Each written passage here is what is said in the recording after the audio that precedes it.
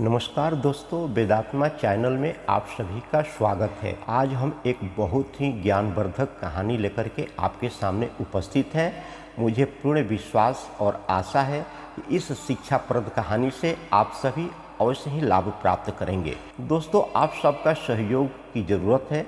कहानी पूरी सुने, कहानी को बीच में छोड़ करके मत जाएं, क्योंकि कहानी मात्र 5-6 मिनट की है, ज्ञान से परिपूर्ण है। पूरा कहानी सुने, एक लाइक, शेयर, सब्सक्राइब जरूर करें।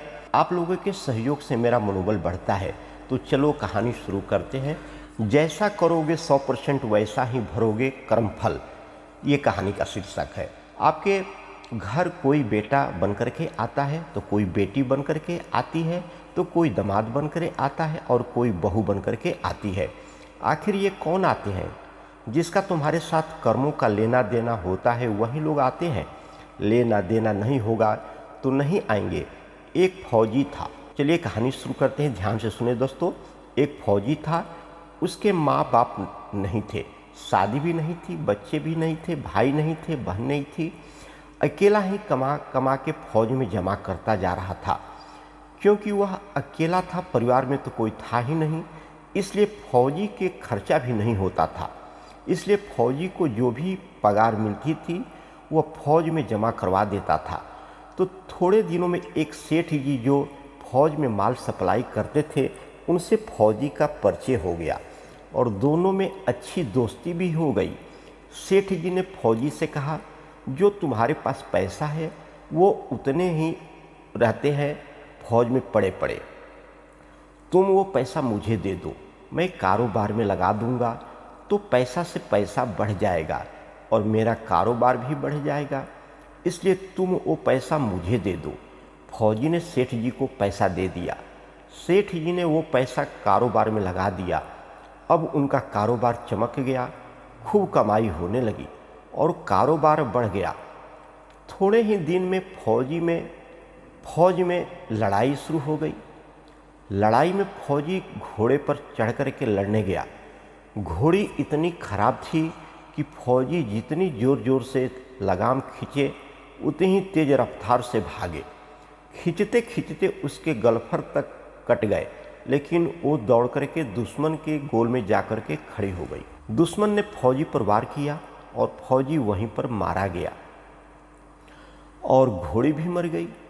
अब सेठ जी को मालूम हुआ कि फौजी तो मर गया, तो सेठ जी बहुत ही खुश हुए, क्योंकि फौजी का कोई वारिस तो था नहीं। अब ये पैसा देना किसको? मन ही मन सेठ जी बहुत ही खुश हुए। अब मेरे पास पैसा भी हो गया, सेठ जी सोचने लगे, कारोबार भी चमक गया, लेने वाला भी कोई पैसा नहीं रहा। सेठ जी बहुत ही खुश हुए। अब समय और गुजरा और कुछ ही दिनों के बाद सेठ जी के घर लड़का पैदा हो गया।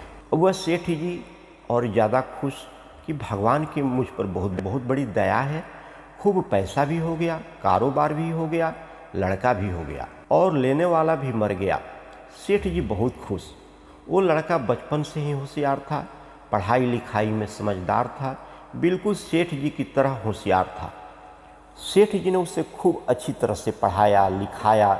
जब लड़का पढ़ लिख करके बड़ा हो गया तो सेठ जी ने सोचा कि अब ये कारोबार संभाल लेगा, चलो अब इसकी शादी करा देते हैं। सेठ जी ने लड़के की शादी बड़ी ही धूमधाम से करवाई। किसी भी चीज़ की कमी नहीं थी। शादी करते ही घर में बहुरानी आई। अब सेठ जी ने सोचा कि चलो लड़के की शादी भी हो गई, अब ये पूरा कारोबार संभाल लेगा। लेकिन कुछ ही दिन आराम से बीते कि अचानक लड़के की तबीयत खराब हो गई। अब सेठ जी कभी डॉक्टर के पास, कभी हकीम के पास, कभी वैद्य के पास, कभी ओझा के पास दौड़ रहे थे। डॉक्टर जो दवा दे रहे थे वो दवा असर नहीं कर रही थी। लड़के की बीमारी धीरे धीरे बढ़ती जा रही थी। सेठ जी का पैसा बर्बाद हो रहा था और बीमारी बढ़ती ही जा रही थी। रोग नहीं कट रहा था, पैसा खूब लग रहा था। अब अंत में डॉक्टर ने सेठ जी से कह दिया कि तुम्हारे लड़के को लाइलाज मर्ज हो गया है, इसका कोई इलाज नहीं है, इसको अब असाध्य रोग हो गया है, इसका रोग ठीक नहीं होगा। ये लड़का 2-3 दिन में ही मर जाएगा। डॉक्टर के जवाब देने पर सेठ जी निराश होकर के अपने लड़के को लेकर के रोते हुए अपने घर की तरफ आ रहे थे। तभी रास्ते में एक आदमी मिला और उसने कहा, अरे सेठ जी क्या हुआ, बहुत दुखी लग रहे हो। सेठ जी ने कहा, यह मेरा जवान इकलौता लड़का है। मैंने सोचा कि बुढ़ापे में ये मेरी मदद करेगा। अब इसकी शादी हुई, थोड़े ही दिन बीते कि यह बीमार हो गया। मैंने इसके लिए बहुत पैसा लगा दिया, पानी की तरह पैसा बहा दिया। जिसने जितना मांगा मैंने उसे उतना ही दिया, लेकिन आज डॉक्टर ने जवाब दे दिया, अब ये बचेगा नहीं। इसको असाध्य रोग हो गया है, ला इलाज मर्ज है, ऐसा डॉक्टर बोल रहे हैं। अब इसे घर ले जाओ, ये 2-3 दिन में मर जाएगा। उस आदमी ने कहा, अरे सेठ जी तुम क्यों दिल छोटा कर रहे हो। मेरे पड़ोस में एक वैद्य जी दवा देते हैं, 2 आने की मात्र। पुड़िया खा करके मुर्दा भी उठ करके खड़ा हो जाता है। जल्दी से तुम वैद्य जी से दवा ले लाओ।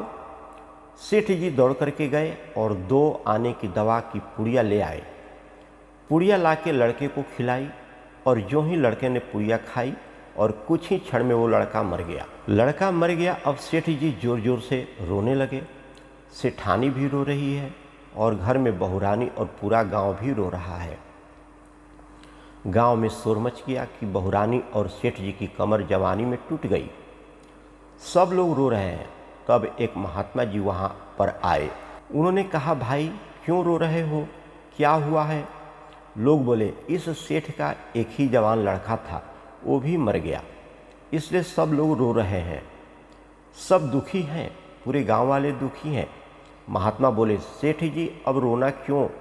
सेठ जी ने कहा, महाराज जिसका जवान बेटा मर गया हो वो रोएगा नहीं तो क्या करेगा।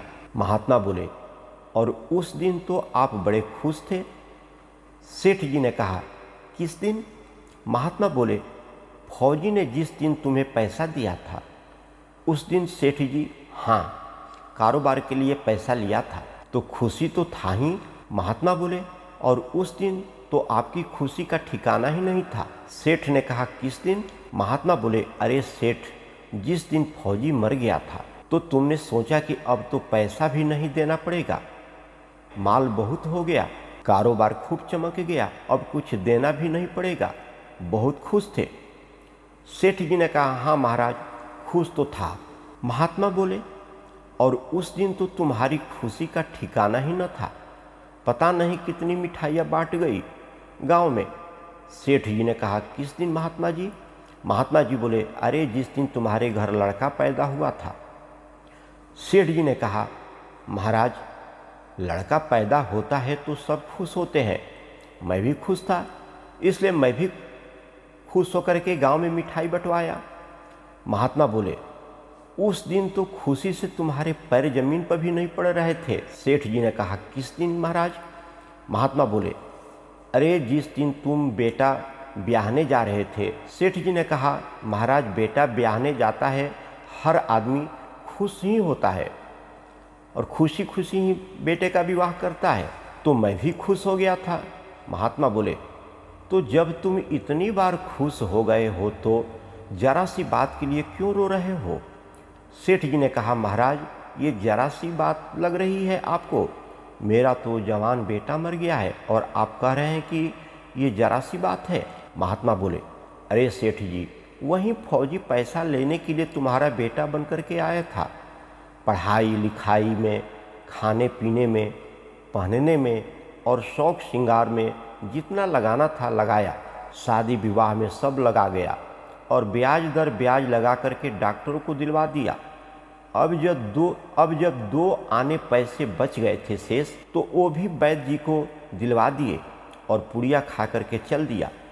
अब कर्मों का लेन देन पूरा हुआ।